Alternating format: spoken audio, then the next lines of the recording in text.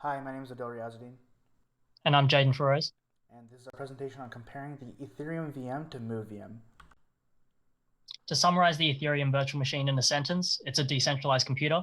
Developers can write programs that run on this virtual machine, and anyone can check that the execution happened correctly um, on all of the nodes.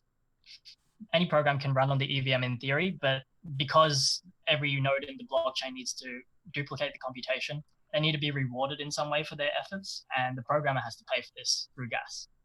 The EVM has been largely successful, but it's come across serious problems along the way.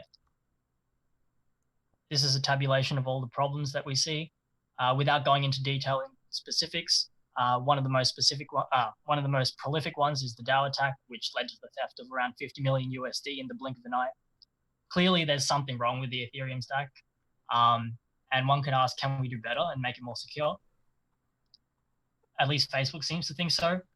They have the Move virtual machine, which works in more or less the same way as Ethereum's one, but with a number of extensions to support features in their high-level Move language.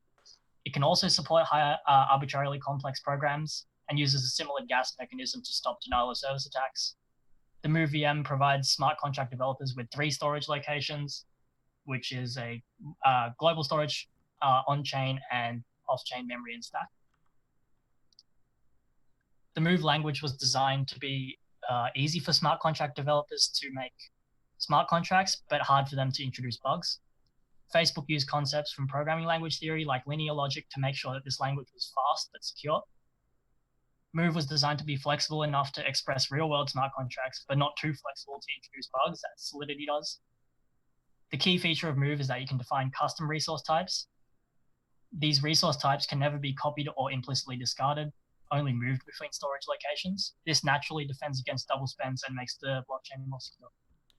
Here's an example of a peer-to-peer script in Move. Here we're sending an amount from payer to payee using standard library modules for Move. Here's a disassembly for that program. And here's us trying to compile and execute the program. Here we have 2 accounts with 100 Libra each, and account 0 executes the transaction and gives it to account 1 for 5 million Libra, micro Libra.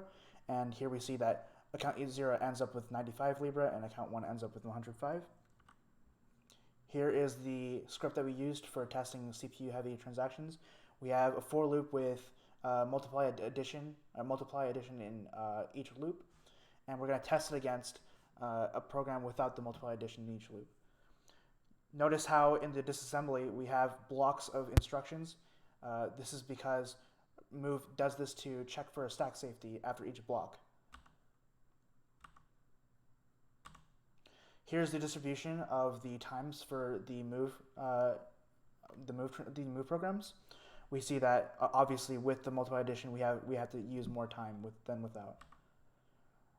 Here's the Ethereum transaction for the same program and the timing for that as well. We can notice that MoveVM takes about 3 times less time than EVM. The tools that we used were OpenEthereum's Rust EVM implementation for benchmarking, SolCGS for Solidity 0.5.0 compilation, Remix for debugging. For MoveVM, we used the Libra Storm for compiling multi-dependency move files, and we also used the Libra disassembler to inspect the object code. Another useful tool that we used was Criterion Rust for Rust Crate for benchmarking, and that is it for our presentation. Thank you.